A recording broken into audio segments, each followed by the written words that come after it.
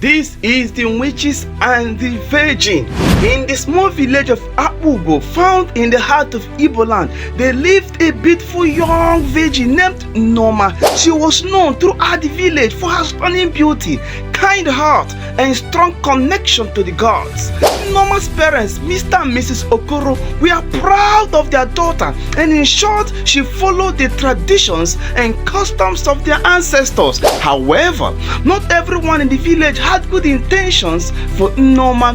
A group of witches led by the notorious Adaeze had been watching the young virgin with envy and malice. These witches resided in the evil forest, hidden from the rest of the villagers, and would often gather at night to concoct their wicked plans. Adaeze, the lead witch, had a particular grudge against Nneoma's family. Years ago, Nneoma's father had uncovered one of Adaeze's spells, rendering it useless and earning the wrath of the witches. Adaeze vowed to take revenge on the Okoro family, and Nneoma, being the purest and the most vulnerable, became their target.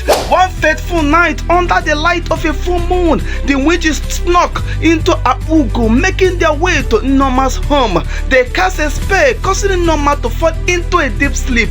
The witches then carried her to the evil forest, where they prepared a dark ritual to treat Nneoma's purity and innocence. The villagers' diviner Adaeze had been sensing a disturbance in the village's energy. He quickly gathered a group of brave men, including Nneoma's father, to rescue the young virgin. Armed with charms and protective amulets, they followed the trail of evil energy into the heart of the forest. As they approached the witches' gathering, they heard Nneoma's faint cries. Adaeze led the charge, using his knowledge of the gods to weaken the witches' powers. The battle between good and evil was intense, with spells and counter spells flying through the air. In the midst of the chaos, Adaeze confronted Nneoma's father, Okoro. Their past conflicts came to a head as they clashed into a fierce struggle. However, with the power of the gods on their side, the villagers managed to overpower the witches. Nneoma, freed from the witches' grasp, was shaken but unharmed. The villagers, with Adaeze's guidance, performed a cleansing ritual to restore balance and protection to Nneoma and the village.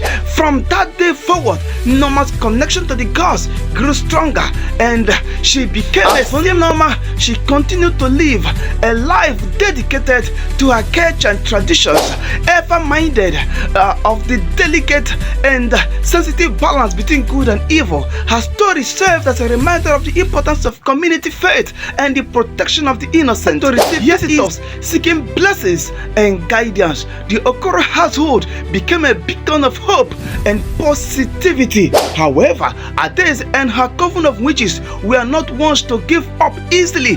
They plotted their revenge, seeking a way to weaken Nneoma's connection to the gods. The witches discovered that Nneoma's powers were linked to a specific sacred river which flowed through the heart of Apugo. If they could pollute the river, they could disrupt Nneoma's abilities. One night, under the past, Nneoma's legend grew, and people from neighboring villages would visit Apugo to catch a glimpse of the virgin who had outsmarted the witches. Nneoma's parents, proud of their daughter's strength, began to receive under the cover of darkness. The witches flocked to the river bank and cast a spell to corrupt the river. They added a mixture of dark potions and evil herbs, hoping to taint the river's sacred energy.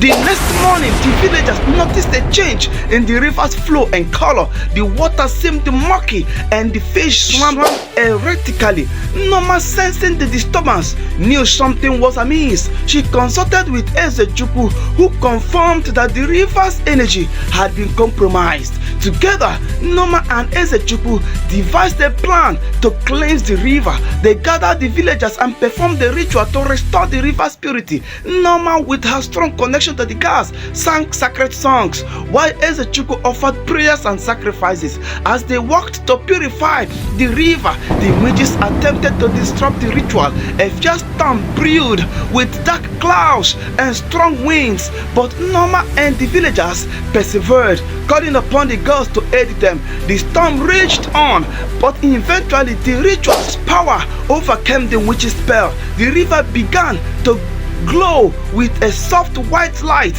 and its waters cleared. The villagers cheered, knowing that their efforts had paid off. The witches, defeated once again, retreated deeper into the forest. Adaeze, enraged and humiliated, vowed to exert her revenge on Nneoma and the villagers. But for now, the force of good had prevailed once again, and Akpugo celebrated its victory once again. Nneoma's reputation as a champion of good and purity spread far and wide. People from distant lands came to seek her guidance and blessings. The young virgin remained humble, knowing that her powers were gifts from the gods. As the years went by, Nneoma's legend grew, and her story became a testimony and testament to the enduring power of good and evil. The villagers of Akpugo continued to thrive and being protected by the gods and Nneoma's wisdom. This is the part 1. Part 2 is loading for you to know what happened to Nneoma, how the witches overpowered Nneoma and dealt with her, and how they collapsed the village, and how they dealt with the villagers. Watch out for part 2. This is the witches and the virgin.